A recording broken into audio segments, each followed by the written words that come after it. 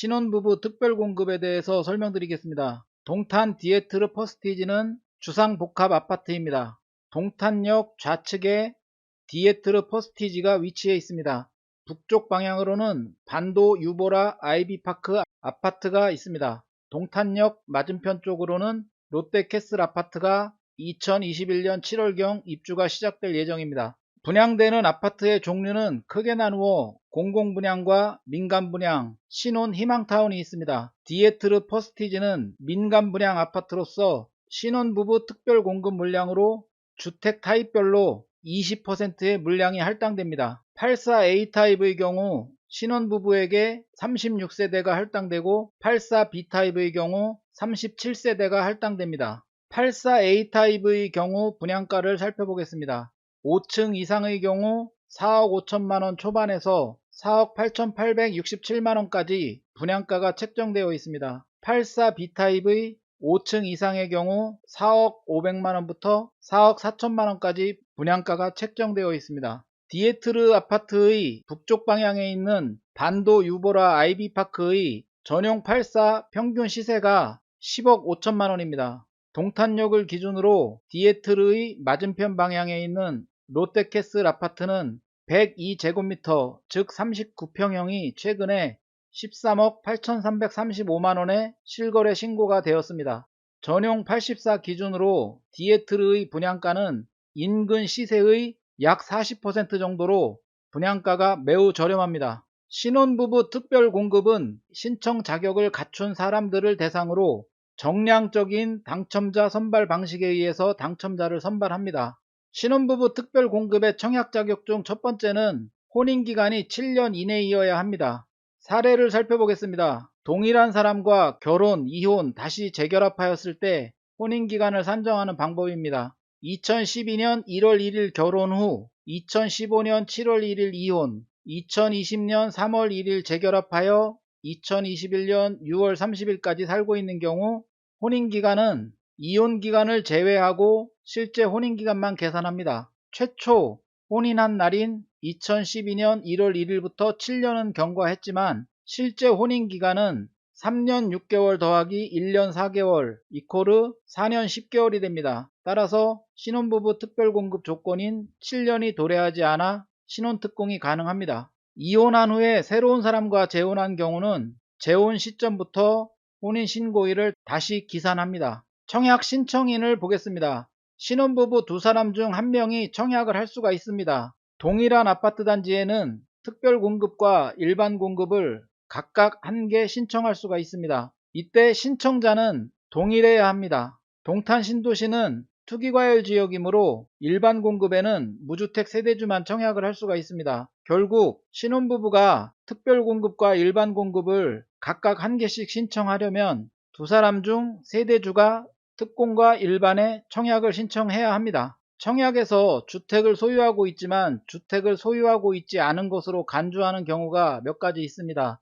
공유지분 상속주택, 일정 요건을 충족한 농어촌주택, 20제곱미터 미만의 소형 주택을 한 개만 가지고 있는 경우, 만 60세 이상의 직계존속의 소유주택, 폐가 멸실주택, 일정한 요건을 충족한 무허가주택, 오피스텔, 2018년 12월 10일 이전에 분양권을 취득한 경우 등은 청약에서 주택으로 보지 않습니다. 소형 저가주택의 경우는 민간분양 일반공급에서만 무주택으로 보고 특별공급에서는 주택을 소유한 것으로 보게 됩니다. 사례를 보겠습니다. 혼인신고 이후부터 입주자 모집 공고일 현재까지 만 61세 부모님 소유의 주택에서 같이 거주하고 있다. 부모님은 3주택자이다. 신혼특공을 신청할 수 있는가? 부모님의 나이가 만 61세라고 하였습니다. 만 60세 이상의 직계존속의 소유주택은 그 수에 상관없이 몇 채를 소유하든 청약에서 주택수에 포함되지 않습니다.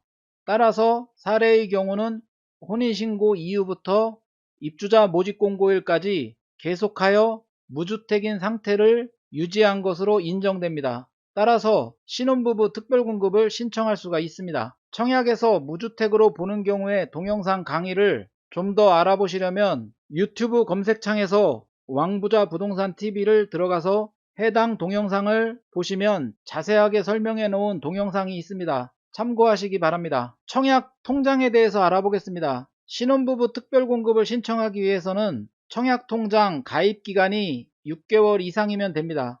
거주지역별 예치금은 전용 8호 이하는 200만원에서 300만원입니다.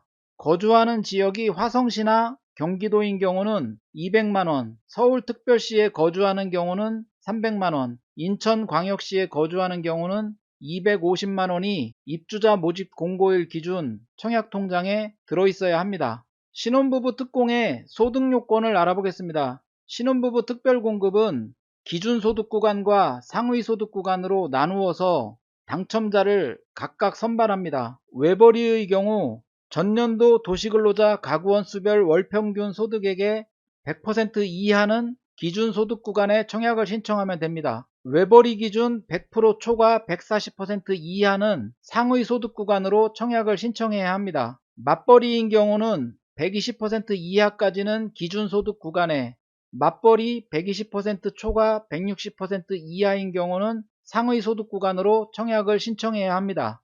도시근로자 가구원 수별 월평균 소득에 대해서 살펴보겠습니다.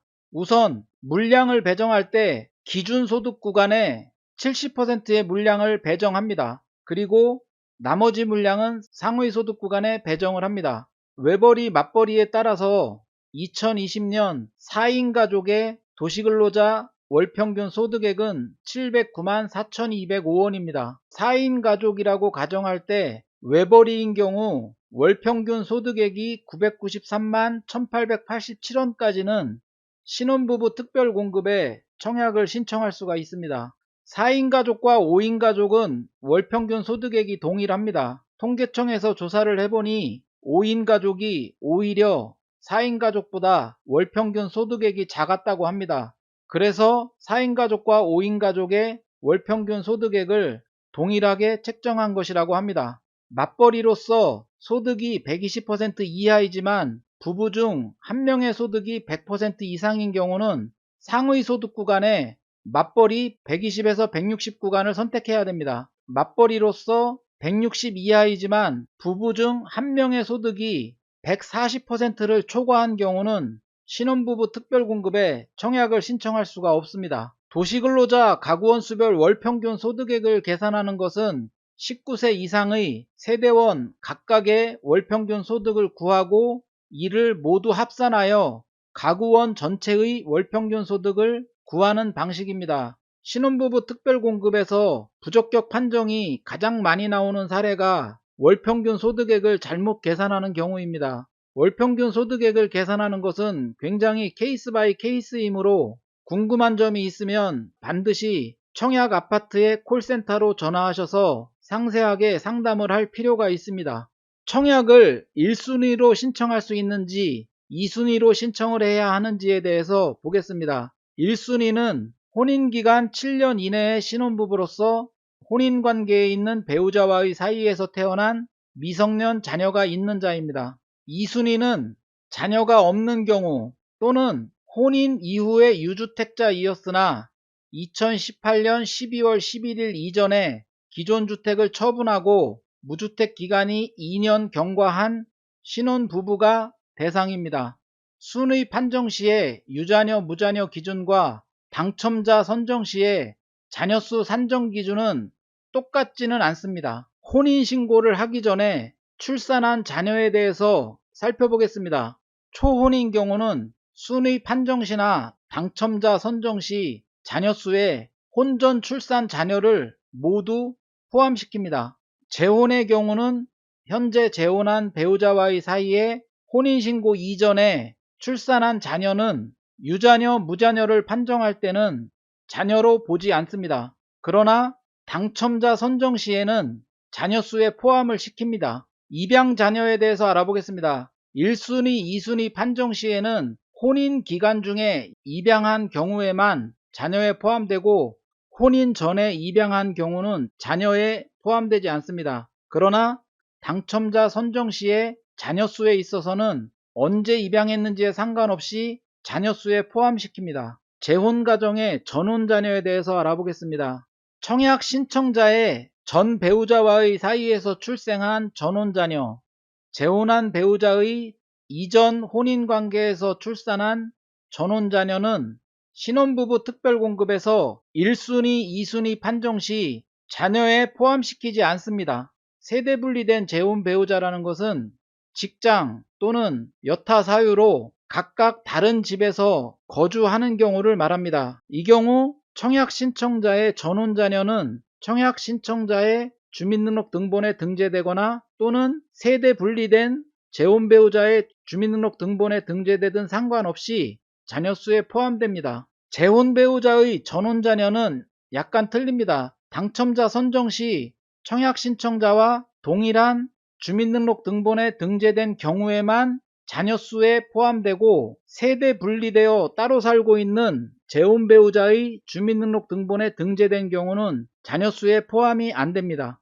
동탄 디에트르는 수도권의 66만 제곱미터 이상의 공공택지에서 공급되는 아파트입니다. 경기도의 66만 제곱미터 이상의 대규모 택지지구는 지역 우선 공급 비율이 있습니다. 입주자 모집 공고일인 2021년 4월 29일 현재 화성시에 2년 이상 거주한 사람은 당해로 청약을 신청해야 합니다. 경기도에 2년 이상 거주한 사람은 기타 경기로 신청을 해야 됩니다. 서울특별시나 인천광역시 거주자, 화성시 2년 미만 거주자, 경기도 2년 미만 거주자들은 기타로 청약을 신청해야 합니다. 예외적으로 2020년 6월 23일 화성시에서 행정구역이 경기도 수원시로 변경된 영통구 신동, 권선구 곡반정동에 2년 이상 거주한 사람은 당해로 청약을 신청해야 합니다. 지역 우선 공급에서 물량 할당 비율은 당해 지역의 30%, 기타 경기의 20%, 기타 수도권의 50%의 물량을 각각 할당합니다. 디에트르 퍼스티지는 민간 분양 아파트입니다. 민간 분양 아파트의 신혼부부 특별공급 당첨자 선정 방법에 대해서 알아보겠습니다. 당첨자를 선발하는 방식은 정해진 순서가 있습니다. 앞글자만 따면 민, 소, 순, 지, 자입니다. 이해하기 쉽게 민소순이라는 여자분이 있는데 그 사람의 자녀로 이미지화를 시키시면 이해하기가 좀 더 쉬울 것입니다. 민간 분양 신혼부부 특별공급에서는 소득에 따라서 유자녀, 무자녀에 의한 순위에 따라서 당해인지 기타 경기인지 기타 수도권인지의 지역에 따라서 차례차례 추려내고 마지막으로 자녀 수에 따라서 당첨자를 선발합니다. 당첨 컷에서 자녀 수가 동일한 사람이 여러 명 경쟁할 때는 무작위 추첨에 의하여 최종 당첨자를 선발합니다. 당첨자 선정 방법을 예시를 통해서 살펴보겠습니다. 84A 타입의 신혼부부에게 할당된 물량은 총 36세대입니다. 36세대 중에서 70%의 물량은 기본소득 구간에 할당됩니다. 36 곱하기 0.7 이코르 25.2입니다. 소수점 이하는 올림을 해서 기본소득 구간의 물량을 배정합니다. 36개에서 26개를 제외한 10개의 물량이 상의 소득 구간에 할당됩니다. 각각의 소득 구간에서 1순위와 2순위가 있습니다. 유자녀인 경우는 1순위이고 무자녀인 경우는 2순위입니다. 1순위에서 미달이 발생했을 경우에만 2순위에 당첨 기회가 제공됩니다. 기본 소득 구간에 할당된 26개의 물량에 대해서 30%는 해당 지역에 우선 배정됩니다. 26에 0.3을 곱하면 7.8이 나옵니다. 소수점 이하를 올림을 하면 8이 됩니다. 기타 경기에는 26개 물량의 20%인 5개의 물량이 할당됩니다. 기타 수도권에는 13개의 물량이 할당됩니다. 상의 소득 구간에 배정된 10개의 물량 중에서 30%인 3개는 해당 지역, 20%인 2개는 기타 경기, 50%인 5개는 기타 지역에 할당됩니다. 신청자 수는 임의로 작성을 해본 것입니다. 해당 지역에 배정된 8개의 물량에 대해서 입주자 모집 공고일 기준 화성시에 2년 이상 거주한 신혼부부 150명이 당해로 청약 신청을 하였습니다. 기타 경기로는 200명, 기타 수도권에서 400명이 청약 신청을 하였습니다. 당해 지역에 청약 신청을 한 150명 중에서 자녀 수가 많은 순서대로 8명을 선발합니다. 그러면 당해 지역에서 142명의 신혼부부가 낙첨을 했습니다. 당해 지역에서 낙첨한 신혼부부는 기타 지역의 청약 신청자들과 다시 합쳐집니다. 142명과 200명을 합하면 342명입니다. 기타 경기에 할당된 5개의 물량에 대해서 342명의 신혼부부가 자녀 수가 많은 순서대로 5명이 당첨됩니다. 342명 중에서 5명이 당첨되었으므로 337명은 낙첨을 했습니다. 이 사람들은 다시 기타 지역 청약 신청자들과 합쳐집니다. 337명과 기타 지역의 청약 신청자를 합하면 737명입니다. 기타 지역에 할당된 13개의 물량에 대해서 737명 중에서 자녀 수가 많은 순서대로 13명을 선발합니다. 그러면 기본소득 구간 1순위에서 716명의 낙첨자가 생겼습니다. 1순위에서 미달이 발생하지 않았기 때문에 2순위에는 2월되는 물량이 없습니다. 따라서 2순위로 신청한 무자녀 신혼부부들에게는 당첨의 기회가 제공되지 않습니다. 상위 소득 구간의 1순위 해당 지역에 할당된 물량은 3개입니다. 상위 소득 구간의 당해 지역으로 청약 신청을 한 사람은 70명입니다. 이때 당해 신청자 70명 중에서 3명의 당첨자를 선발하는 것이 아닙니다. 기본소득 구간의 해당 지역 1순위에서 탈락한 사람들과 모두 합친 사람을 대상으로 자녀 수가 많은 순서대로 다시 3명의 당첨자를 선발합니다. 해당 지역 청약 신청자 150명 중에서 140명이 낙첨을 하였다고 가정하겠습니다. 기본소득 구간 해당 지역 1순위에서 탈락한 140명과 상위소득 구간 당해 신청자 70명을 합치면 210명이 됩니다. 그 210명 중에서 자녀 수가 많은 순서대로 3명의 당첨자를 선발합니다. 210명 중에서 3명이 당첨되었으므로 207명이 탈락되었습니다. 207명은 기타 경기에 합쳐집니다. 여기에 더하여 기본소득 구간의 1순위에서 탈락한 기타 경기 신청자들을 다시 합칩니다. 기본소득 구간 기타 경기 지원자 200명 중에서 5명만 당첨되고 195명이 탈락되었다고 가정하겠습니다. 당해 지역 탈락자 207명, 상위소득 구간의 기타 경기 신청자 100명, 기본소득 구간의 기타 경기 탈락자 195명을 더하면 502명입니다. 502명 중에서 자녀 수가 많은 순서대로 2명의 당첨자를 선발합니다. 그러면 또다시 500명의 탈락자가 생겼습니다. 이 500명은 기타 지역에 다시 포함됩니다. 여기에 더하여 기본소득 구간의 1순위 기타 지역에서 탈락한 사람들을 다시 더합니다. 기본소득 구간 1순위 기타 지역 신청자 400명 중에서 390명이 탈락했다고 가정하겠습니다. 기타 지역 5개의 물량에 대해서 500명 더하기 200명 더하기 390명을 하면 1090명입니다. 1090명 중에서 자녀 수가 많은 순서대로 5명을 선발합니다. 총 1085명의 1순위 낙첨자가 생겼습니다. 여기서 매우 중요한 포인트가 있습니다. 특별 공급이든 일반 공급이든 공급 세대수의 500%의 예비 입주자를 선발하게 됩니다. 이 예비 입주자들은 나중에 부적격 당첨 물량에 대해서 무작위로 추첨으로 당첨될 기회를 제공받게 됩니다. 일반 공급의 경우 예비 입주자를 선정할 때 청약 가점이 높은 순서대로 예비 입주자를 선발합니다. 그런데 특별 공급의 경우는 예비 입주자를 선발할 때 낙첨된 모든 사람들을 대상으로 무작위 추첨 방식으로 예비 입주자를 선발합니다. 표에서 보면 당첨된 사람을 제외한 1순위, 2순위 모든 낙첨자들은 예비 입주자로 선정될 기회를 동등하게 제공받게 됩니다. 무자녀 신혼부부라 하더라도, 그리고 지역이 당해이든 기타 경기이든 기타 수도권이든 상관없이 동등하게 예비 입주자로 선정될 기회를 갖게 됩니다. 과거의 통계를 기초로 판단할 때 동탄 디에트르에서도 특별공급 부적격 당첨자가 다수 나올 것입니다. 신혼특공 커트라인이 점점 시간이 흐름에 따라서 상향 중입니다. 초인기단지의 인기 평형은 커트라인에서 자녀수 3명 이상인 사람들이 추첨 경쟁으로 당첨되는 경우가 많아지고 있습니다. 인기단지 인기평형의 경우는 자녀수 2명 컷에서 추첨으로 당첨자가 대부분 선발됩니다.